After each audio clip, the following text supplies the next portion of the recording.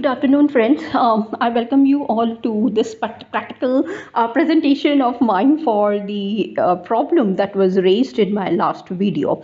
So let us go ahead and move towards our studios and look at the entire coding to see how we can go ahead and understand the distribution of the data that is going to be generated, and we will look at the density of the data that is present. So what I'm going to do it is step by step. I'm going to take you through the coding, and we will do 3, 4, 5 varieties of it so that you are aware and you understand how the entire thing is taking place.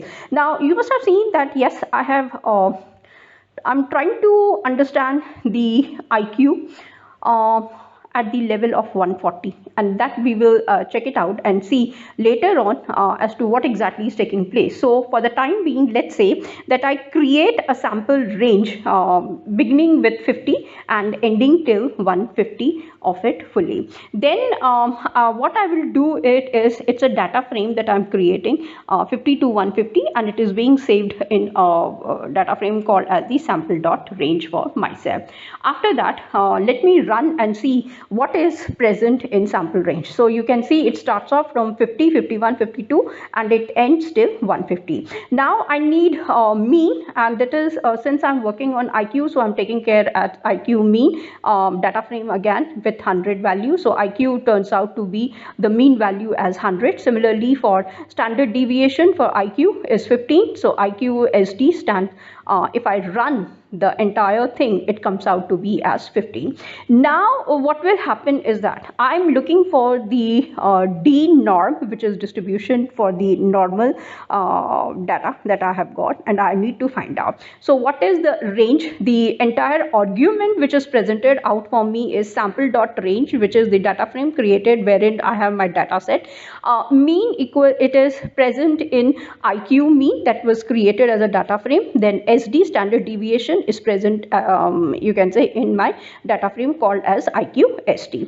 Now if I run IQ distribution to check it out what exactly is this, then you will see that yes, I have got the values for IQ distribution as you can see 0.00102, and it will be giving to me till for the first 100 because it has got till 100. Okay, so these are the distribution normal that I have got out here.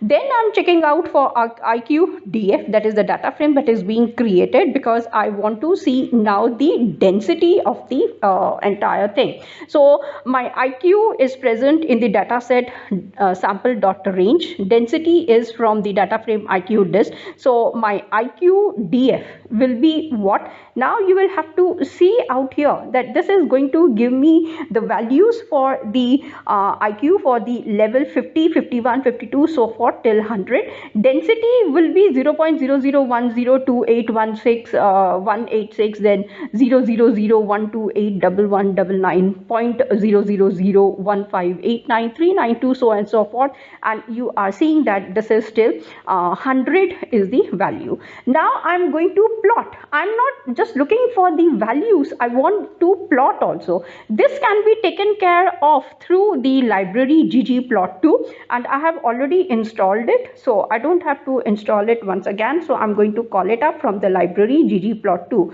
So once I go ahead and plot ggplot, I have got IQDF, that is where all the distribution density for the normal distribution is present. Then the scales will be like what? On X axis I have got IQ values, on Y axis I have got the density values, plus geo dot point, that means show me all the points which are present. So if I run this one, now voila, you can see the beautiful curve that has come in front of you. This is the normality density for the normality distribution for the IQ ranging from 50 to 150.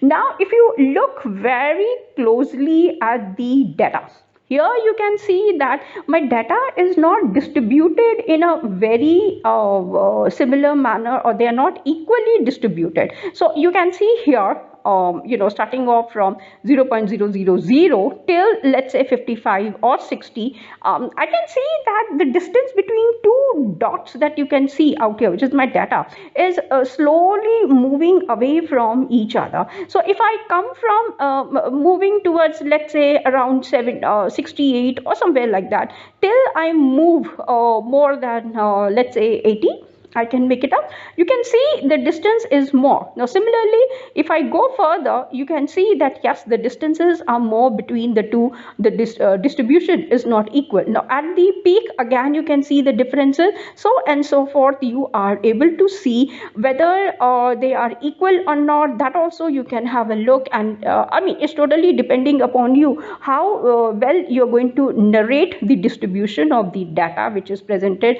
and you are able to see out here in this particular graph. So this is how you are going to create a range and try to understand as to how the data is looking, and then the visualization stories you can go further and you can carry forward into it. Now I'm just going to stop here in this particular presentation of mine. Let me come up with yet another video presentation wherein we will see the practical aspect of the value at randomly, which I can pick up, let's say, around 120 or 140 or 130, something like that we will see, and we will find out what exactly would be the values for me. Okay, so till then, I thank you all for having a little bit of patience to listen to me and to understand these things that are being shared with each one of you.